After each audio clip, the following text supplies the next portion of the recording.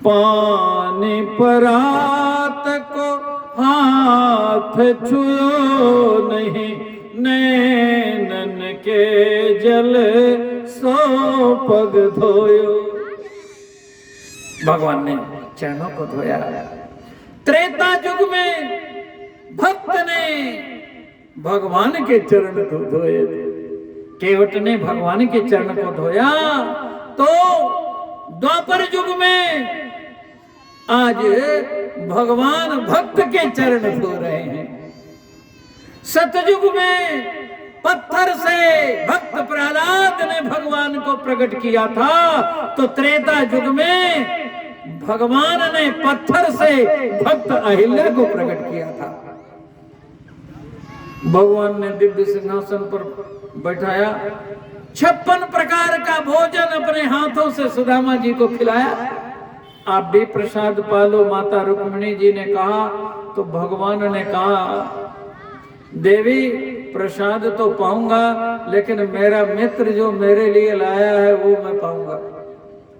सुदामा जी विचार करने लगे कि 4 मुट्ठी चाउर देने के लिए तो आया था, लेकिन यहाँ राजाधिराज महाराज का, द्वारकाधीश का साम्राज्य देख करके बड़ा संकोच हो रहा है कि कैसे 4 मुट्ठी चाउर दो।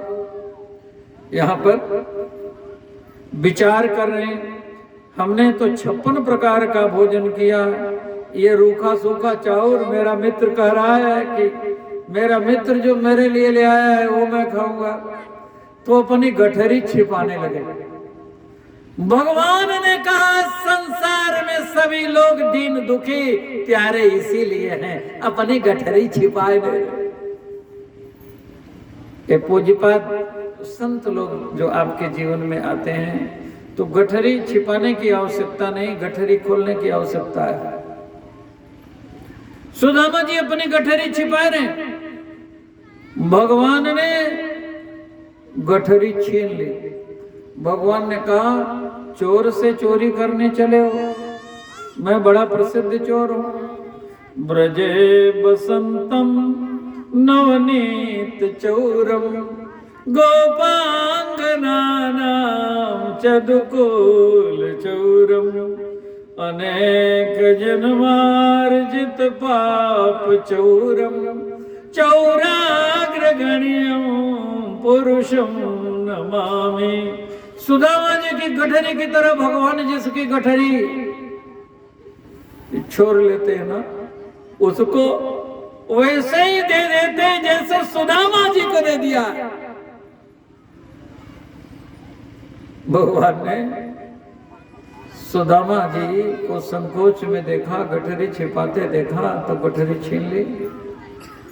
एक मुट्ठी चाउर चबाते एक लोक दियो, दूजी में द्वितीय लोक होते मन मारे हैं। तेजे मुख में लत ही हाथ पटरानी गई, बोली दैत्र लोक आप रहे जात कोरे हैं।